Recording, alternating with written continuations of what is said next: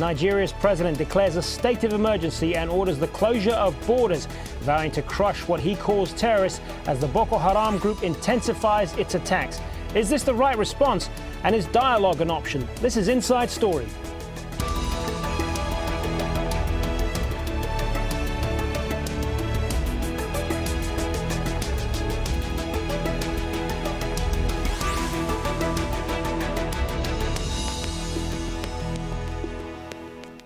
Hello, I'm Hazem Sika and welcome to the first Inside Story of 2012. Well, Nigeria ended 2011 with the country reeling from a series of bomb attacks for which the Islamist group Boko Haram claimed responsibility. Now it enters the new year under a state of emergency. President Goodluck Jonathan's declaration means parts of the border with Niger, Chad and Cameroon will be temporarily closed. It gives the security agencies more powers to search and arrest people and establishes a military counter-terrorism force. All this comes with the recognition that Boko Haram are becoming a growing threat. We'll be discussing all of that with our guests in just a moment. But first, Ahmed Idris has this report. This rapidly escalating insurgency launched by the Islamist group Boko Haram has left dozens dead across the country in attacks carried out on Christmas Day. Speaking at St. Theresa's Church in Abuja, where 37 died, President Goodluck Jonathan said Boko Haram had started as a harmless group but had now grown cancerous. We will crush the terrorists, he said. Later, he went on television in an address to the nation to declare a state of emergency. The crisis have assumed a terrorist dimension, with vital institutions of government, including the United Nations building and places of worship, becoming targets of terrorist attacks. While the search for lasting solution is ongoing, it has become imperative to take some decisive measures necessary to restore normalcy in the country, especially within the affected communities. The decision to invoke emergency powers came after briefings from the President's Chief of Defense Staff.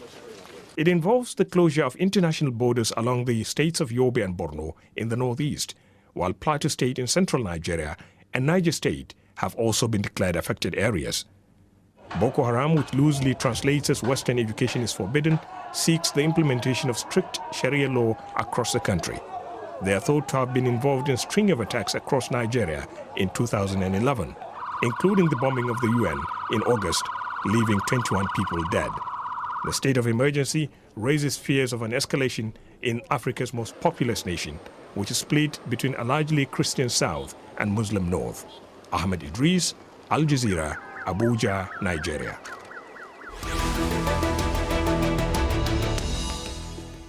So is this the right response to the growing threat of Boko Haram's violence? Well, to discuss this, we're joined by our guests. From Johannesburg, we have Naeem Jina, the director of the African and Middle East Centre, an independent think tank based in South Africa. In London, Richard Dowden is the director of the Royal African Society. And joining us from the Nigerian city of Ibadan via Skype, we have Isaac Olawale Albert, the director of Peace and Conflict Studies at the University of Ibadan in Nigeria. Gentlemen, welcome all of you. Now, Mr. Albert, if I could start with you. What is the mood right now in Nigeria over this declaration of emergency from the president? Is it the right response? Well, the Constitution of Nigeria, Section 35 of the 1999 Constitution, empowers the president to declare a state of emergency in any part of the country where the security of the state is threatened. And I think this is what the president has actually done. But I think the president has decided to take this step within the framework of the increasing criticism of the federal government for not being on top of the situation. The government is criticized for allowing the Boko Haram crisis, to fester for too long. And I think it's within that framework that the president decided to take that action. Do you think it's the right measures at this time? Do you think it will be effective? Well, one would describe it as a step in the right direction. If the federal government is not treating it as a substantive conflict management strategy, state of emergency I think, should be a stopgap. Stopgap in the sense that it is a step taken to arrest the situation, bring it to a better manageable level, while other options are being, exploited. So far, the federal government has been using confrontation, using force to deal with the problem. And when you declare a state of emergency, you are not saying anything new. It is basically saying that you are just scaling up the level of the violence, because state of emergency gives you the power to use force more proactively. So, to me, I don't see any change in the policy. The government started with the use of force, and the government is scaling up the use of force. What many Nigerians are now saying is that we should try other options. We have 5 different options for dealing with this type of problem. The one that is not being used for now. All right, we'll talk about some of those options a little bit later in the program, I hope. But I want to turn to Naeem Gina in Johannesburg and get his view on this. What do you think will be the effect of these measures? Well, on the face of it, declaring a state of emergency after the kind of terrorist attacks that took place on Christmas Day seems reasonable, at least from the perspective of heightening a sense of urgency around the actions of Boko Haram. The problem, however, is that I fear that what the state of emergency will do is it will feed into the very same grievances that have helped to win sympathy for Boko Haram among some sectors of the population. So you're saying it's counterproductive? One of the major grievances, particularly in the It can very much be counterproductive, because one of the major grievances in the north is the heavy-handed attitude of the security forces, both the army and the police. Now, with giving them even more powers than they have had, that could get worse. And you're going to find ordinary citizens getting upset when their cars get searched by those very same police and army that they've had problems with in the past. So yes, it could be counterproductive. Richard Dowden, what's your view on this? Well, I think closing the border, for example, is a joke. The idea that you could patrol the whole of Yobe and Borno borders with Niger, it's just impossible to do that. And as has already been said, the sort of searching of houses and cars and so on will be done very roughly, and no doubt the troops, and I've seen this with my own eyes, will be, every time they stop somebody, they'll also ask for a little bit of dash, a little bit of money. So it'll make the troops very unpopular. I suspect that the total effect will be that a huge amount of naira, billions of naira, will be spent.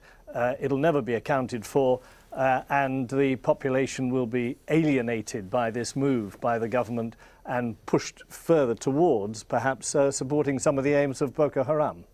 Isaac, Albert, if I could turn back to you on this. If we put aside the issue of whether these measures will be effective or not, is the government taking completely the wrong approach here? Because some have suggested that by trying to deal with Boko Haram purely as a security question, instead of doing more to tackle issues such as poverty, youth unemployment, corruption, and the perceived alienation of people in the north, that is really the problem there. And until they address those issues, this isn't really going to go anywhere. Well, as a professional conflict analyst, I have my doubt as to the sustainability of that strategy. Let us go into history. The use of state of emergency in managing problems in Nigeria dates back to the 1960s. And I think the latest that we had took place from 18 May to 18 November 2004, when a state of emergency was declared in Jos, over the Jos crisis. Now, the question we need to ask ourselves as students of history is that what problem was that state of emergency able to solve? None. There was a state of emergency from May to November 2004. More killings took place after the state of emergency. Now, the point we're trying to make here is that it's better for us to address the issues. We need to ask ourselves, what are the problems? What are the issues? Trying to use force to stamp out the problem will only create what is technically referred to as negative peace, peace of the graveyard, Cold War. And therefore, it's not a strategy that, to me, I don't think it's a strategy that will work. But the strategy will work if we treat it as a stopgap. That is, a strategy that is aimed at reducing tension. And then as you are reducing tension, you are also addressing the problems. You are coming in with people who have the capacity to analyze the problems and say, here are the problems, here are the stakeholders, and trying to deal with the problems from the angle of the causes and the context. But if you are ignoring the causes, you are ignoring the context, and all that you are doing is to stamp out the problem. I mean, this is too cosmetic. It's not going to produce any result. Yeah, Richard Dowden, you agree with that? Security isn't really the issue here. It's more about dealing with the root causes. Well, no, it's not. It's not true to say that security isn't the issue. Because the United Nations headquarters in the capital city. Sorry, let me clarify. What I meant was security alone isn't the issue, and you have to deal with it. Yeah, absolutely. But I think the problem that Boko Haram, the North has produced these sort of movements before. There's been a whole series of them. These very, very fundamentalist Islamic movements. The Maitatsine one that's already been mentioned is the biggest example. I mean, thousands died. Something like 4,000 people died when that was attacked. Back in 1982, I think. But I think what's different about Boko Haram is, one, they don't seem to be viable. I mean, what usually happens is there's a bit of dialogue and then somebody says, well, what we really like is some money or some power or some job, something like that, and it's settled. These people are not settleable in that way. That's absolutely clear. They also seem to be using techniques that are commonly used by Al-Qaeda and the Iraq fundamentalists and so on. So they've obviously got some outside expertise as well. So in those two respects, what they need is intelligence about these matters rather than heavy-handed security in the street, and also then an ability to have a dialogue with them, which is the only way these sort of problems are going to be eventually solved. They thought they'd solved it in 2009 when they killed Mohammed Yusuf, and they declared victory, Boko Haram over, and it just proved that approach failed. Yeah, let's put that to Naeem Jinnah then, this issue of a dialogue with reports that the government is going in to engage with what it calls back channels with the moderate members of Boko Haram. Where do you think that's going to go? Any chance of, is this the right move forward? I think it's one of the right moves forward. A kind of a dialogue, a public dialogue, an open dialogue is not going to work, because Boko Haram is not the type of organization that wants to talk to the government. They don't want to dialogue. But the kind of back-channel talks, discussions that are being mooted by the National Security Advisor in Nigeria have some possibilities, because that will include, firstly, gathering the kind of intelligence that your other guest mentioned, and secondly, identifying people that can be spoken to in a way that is non-threatening, is not public, etc. And that could actually move some way into assisting. The 25th of December attacks, I suspect, has made some members of Boko Haram a bit unhappy because of the fact that they were targeted against places of worship, and those are the kinds of members that would be looked at in such back-channel talks.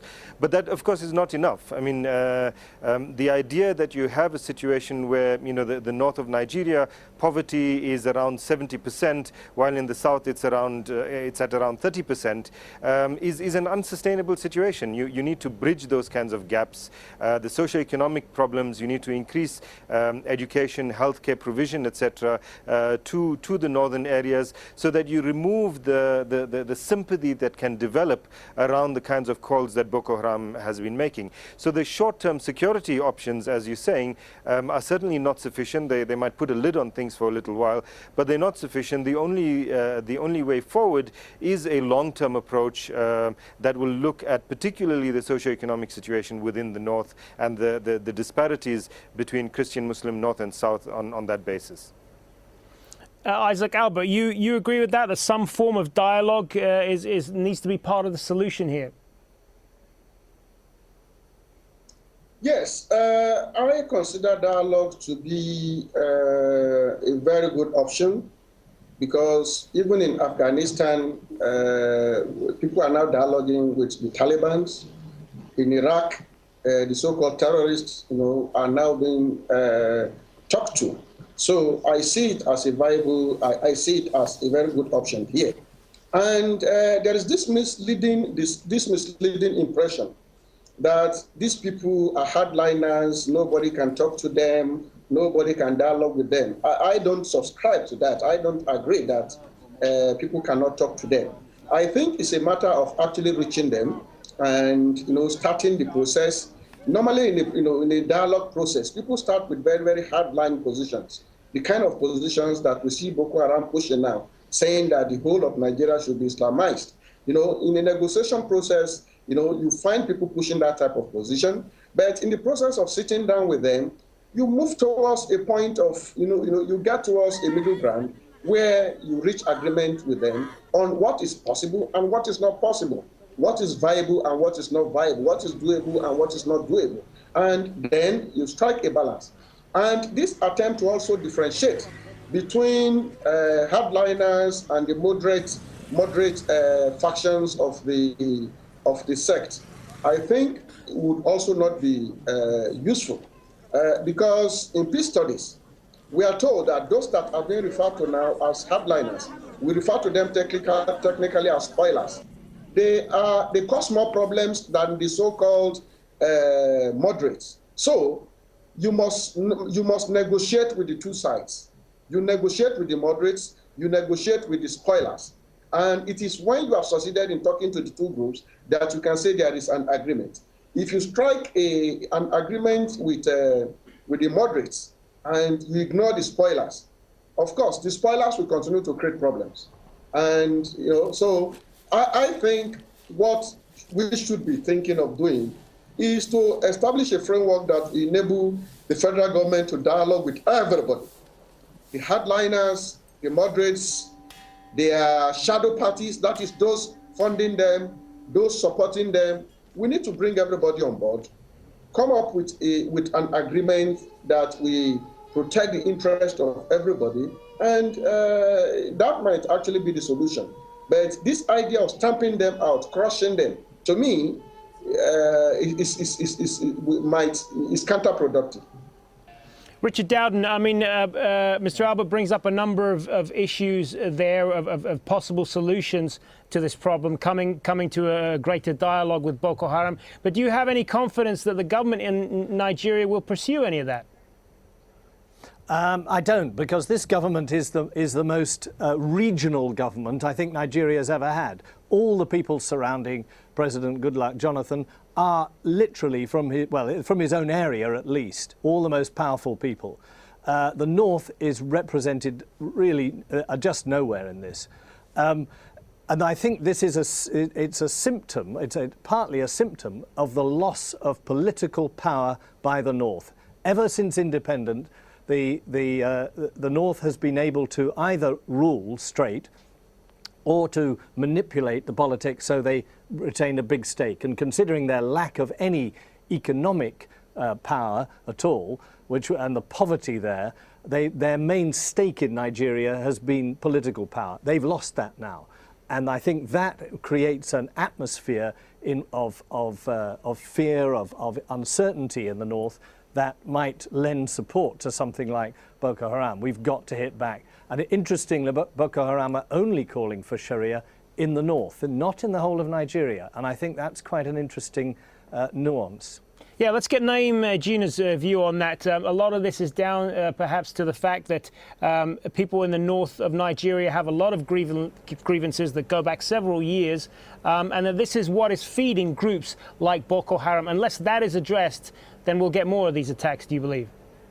Yes, I mean, even if Boko Haram was, to use the president's language, even if it was crushed, you could easily see another similar group, slightly different ideology, different people arising in the north. This is what we've been seeing for the past more than 2 decades. One group comes up, it gets crushed or it dies out, and another one takes its place. I mean, Boko Haram itself is only less than 10 years old, but it's a successor to other such organizations. So unless the the fundamental problems are addressed, and addressed in a way that seems equitable, that is acceptable to people in the north, such groups will continue arising, and such attacks will continue happening.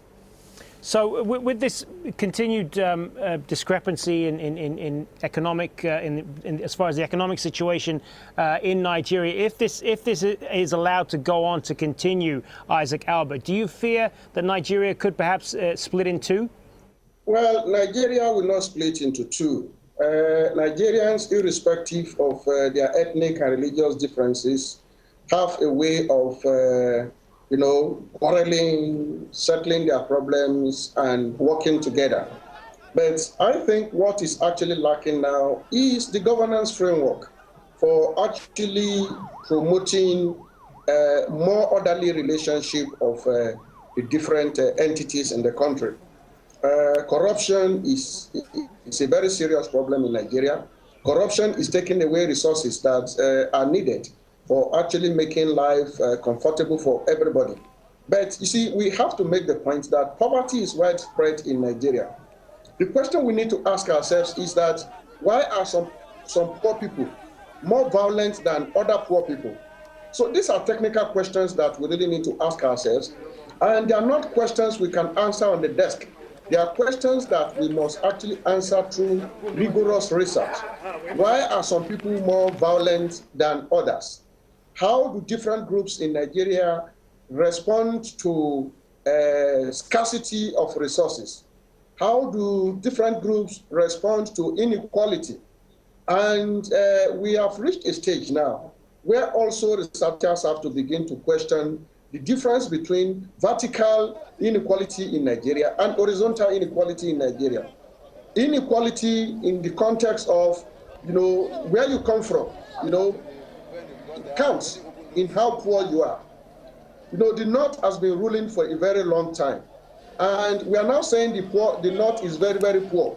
Who is responsible for the poverty of the North? These are the questions that we must answer, because until we answer this question, we might not be able to actually say where the problems lie. Richard Dowden, I want to ask you, I want to turn to you on this if I could. I mean, there are, of course, reports that Boko Haram has links to groups outside of Nigeria, links to Al-Qaeda. Is it politically convenient for the government to present this as an international problem, and that way they don't have to deal with some of the pressing domestic issues? Yes, I think that's absolutely right. They would prefer this to be some foreign implant that all they've got to do is find it and crush it, and then it's over. But I suspect that it's actually, and most Nigerians do tell me this, that its roots are Nigerian, and it has had some help from outside, and that these problems are simply not going to go away. I mean, as Albert says, there's going to, if you destroy it in one place, it's going to pop up again in a different form somewhere else. But I just wonder, I mean, they've hit Abuja now, the capital. Supposing they let off a big bomb in Lagos, I mean, then I think you'd see a mass flight of northerners living in Lagos, living in the south maybe. And although, Nigeria is not going to split, there's no way that the north will ever want independence because they've got absolutely no resources. But you could see a Nigeria where there was an almost apartheid type of division, where the Muslims live in the north and the Christians live in the south, and there's very little of the mixing that exists at the moment. You could imagine that. All right, and on that note, we are going to have to leave it. I want to thank our guests, Naeem Jina, Richard Dowden, and Isaac Olewale. Albert, many thanks for your time. And that's it for this edition of Inside Story. Remember, if you want to send us your feedback, we'd love to hear from you. Just email your thoughts to us at insidestory@aljazeera.net. There's the address at the bottom of the screen. I'm Hazem Seeker. Thanks for watching, and a Happy New Year to you. Latest news is up next. See you next time.